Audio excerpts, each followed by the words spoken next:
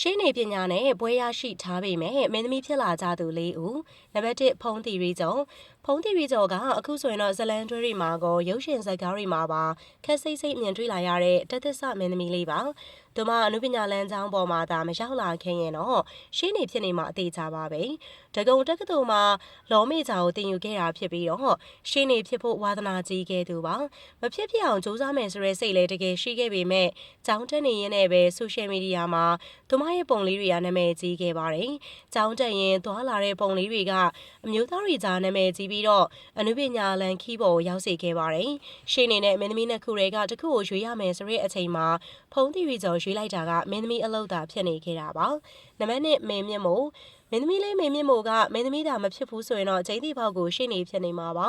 တရားရုံးမှာအနက်ရောင်ဝစ်စုံလေးနဲ့အပြေးလွှားသွားနေတဲ့ရှေ့နေအဖြစ်မြင်တွေ့ရမှာဖြစ်ပါတယ်သူမအလုံးမေဂျာကိုတက်ရောက်ခဲ့တာဖြစ်ပြီးတော့ဘွဲရတဲ့အထီကိုတည်တည်ချာချာတင်ယူခဲ့တာဖြစ်ပါတယ်လောနဲ့ဘွဲရပြီးတဲ့အချိန်မှာရှင်းနေဆက်လုပ်ဖို့ဆိုရင်တင်ယူရမယ့်ပညာတချို့ရှိပါတယ်။ဒီအချိန်မှာမင်းမြင့်မို့ကသူတကယ်ပဲရှင်းနေလုံးမလားမင်းသမီးလုံးမလားဆိုတာဆုံးဖြတ်ရပါတော့တယ်။သူအနေနဲ့အကြောင်းတက်ရင်းနဲ့အနုပညာလောကတွေကိုဝင်ခဲ့တာမို့အဲ့ဒီအချိန်မှာအချိန်အတိုင်းတာတစ်ခုအထိအချိန်ကလည်းရောက်နေပြီဖြစ်ပါတယ်။ဒါကြောင့်မို့နောက်ဆုံးမှာတော့မင်းသမီးလုံးဖို့သာဆက်လက်ရွေးချယ်လိုက်တာပါ။အခုဆိုရင်လည်းအကယ်ဒမီရပြီးတော့တကယ်ကိုအောင်မြင်တဲ့မင်းသမီးဖြစ်နေပါပြီ။နံပါတ်3နေကြည်ဦးနေကြည်ဦးရဲ့ဘွဲကိုတော်တော်များများမသိကြပါဘူး။သူမကအမေရိကမှာပညာသွားသင်ထားတာဖြစ်ပြီးတော့မှုကင်းစေးပညာကိုသင်ကြားထားတာပါ။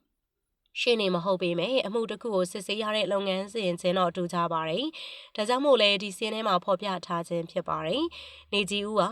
ဒီပညာရပ်တွေကိုသင်ယူပြီးတကယ်အသုံးမချခဲ့ပါဘူး။အမေရိကလိုနာမည်ကြီးတက္ကသိုလ်မှာသင်ယူခဲ့တာတောင်မှသူမတကယ်လုံးချင်တဲ့ဝါသနာကအလှပရေးရနဲ့တရုပ်ဆောင်ဖို့သာဖြစ်နေတာပါ။ဒါကြောင့်မို့ beauty blogger အနေနဲ့အောင်မြင်အောင်စူးစမ်းခဲ့တာဖြစ်ပြီးတော့နောက်မှမင်းသမီးလောက်လာခဲ့တာပါ။ဒီလိုနဲ့နေကြီးဦးက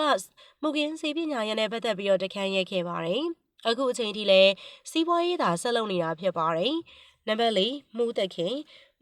ကနေထူးနိုင်တို့ဇလန်းတွေထဲမှာဆိုရင်တော့အောင်မြင်ခဲ့တဲ့မင်းသမီးတူပါ။သူမအနေနဲ့မင်းသမီးအဖြစ်အလုပ်ကင်ဖို့အလဲအထက်ကြီးကြီးတစ်ခုကိုရင်းခဲ့ရတာပါ။အဲ့ဒါကတော့သူမသိပြီးဝါသနာပါတဲ့ရှင်းနေအလုပ်ကိုဆွန့်လွတ်ဖို့ပါပဲ။ငယ်စဉ်ကတည်းကရှင်းနေဖြစ်ချင်လို့တက္ကသိုလ်တက်တဲ့အခါမှာလည်းလောမေဂျာနဲ့တက်ပြီးတော့ဘွဲလဲရခဲ့ပါတယ်။ရှင်းနေဖြစ်ဖို့လုံးနေချိန်မှာပဲမင်းသမီးလုပ်ဖို့အခွင့်အရေးရရှိလာခဲ့တာပါ။ဒါကြောင့်မို့ဆွန့်လွတ်ပြီးတော့တရုတ်ဆောင်အလုပ်ကိုစူးစမ်းခဲ့တာဖြစ်ပါတယ်။